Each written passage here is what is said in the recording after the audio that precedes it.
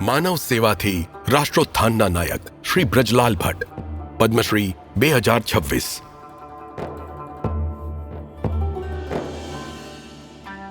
દુનિયા આને ધરતીનું સ્વર્ગ કહે છે, પણ આ સ્વર્ગે સ્વજનોને દૂર જતા જોયા છે। વર્ષ 1990 એક અનિશ્ચિતતાનો સમય હતો, જ્યારે આપણા જ ઘર છૂટી રહ્યા હતા। ત્યારે બ્રજરાલ ભટ્ટે એનાથી વિરુદ્ધ જવાનું સાહસ બતાવ્યું। મારા મનમાં એક જ વાત આવી કે મારે કાશ્મીર નથી છોડવું। અમારું ધ્યેય એક જ છે, માનવ સેવાથી રાષ્ટ્ર ઉત્થાન, મેન મેકિંગ, નેશન બિલ્ડિંગ। આનો પાયો એમના બાળપણમાં જ નખાઈ ગયો હતો। અનંતનાગના એક મોટા સંયુક્ત પરિવારમાં ઉછરેલા ભટ્ટ સાહેબની સવાર ઇન્દ્રનાગ ચશ્મા, ગુરુદ્વારા દેવી બલ મંદિર અને ઋષિ સાહેબના દર્શનથી પડતી હતી। આ જ ગંગા જમુની સભ્યતા આગળ જઈને એમના જીવનનું સૌથી મોટું મિશન બની ગયું। તેઓ છેલ્લા 55 વર્ષોથી નાગદંડીના શ્રી રામકૃષ્ણ મહાસંમેલન આશ્રમ અને વિવેકાનંદ કેન્દ્રના સાનિધ્યમાં સનાતન ધર્મના મૂળ મંત્ર, માનવ સેવા અને વૈશ્વિક ભાઈચારાનો ફેલાવો કરી રહ્યા છે।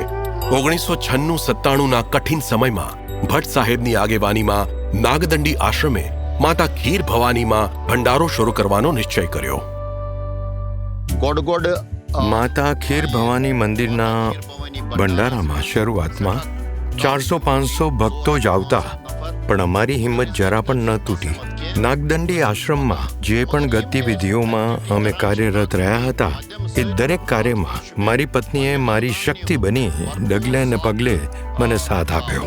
એમની આ નીડર પહેલનો રંગ આજે સાફ દેખાય છે। 2024-25માં એ જ ભંડારાની પંગતમાં 35,000થી વધારે લોકોએ ભોજન કર્યું। સમાજને જોડવાની સાથે અમેરિકાથી હોર્ટિકલ્ચરનું ઉચ્ચ શિક્ષણ પ્રાપ્ત કરી ભટ્ટ સાહેબે કાશ્મીરની ઉજ્જડ અને વિરાન જમીનને ફળદ્રુપ બનાવી। વૈજ્ઞાનિક વિચારધારાથી સફરજન અને અખરોટના હર્યાભર્યા બાગ ઊભા કર્યા। નવા પેકેજિંગ અને કોલ્ડ ચેન વિશે ખેડૂતોને જાણકારી આપી।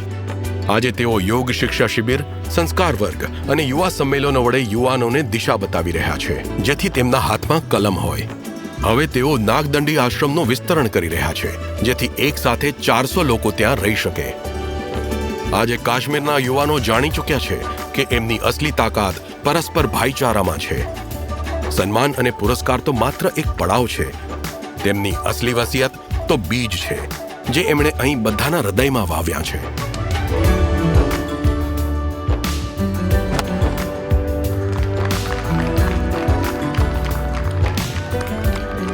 જ્યારે આપણા યુવાનોમાં જોશ અને માતા પિતામાં હોશ એક સાથે આવશે, ત્યારે જ આપણું કાશ્મીર ફરીથી એક સુંદર પુષ્પગુચ્છ બનીને મહેકશે। એમની આ યાત્રા હવે એક મહાયાત્રા બની ચૂકી છે, જે હંમેશા ચાલતી રહેશે। શ્રી બ્રજરાલ ભટ્ટ, પદ્મશ્રી 2026।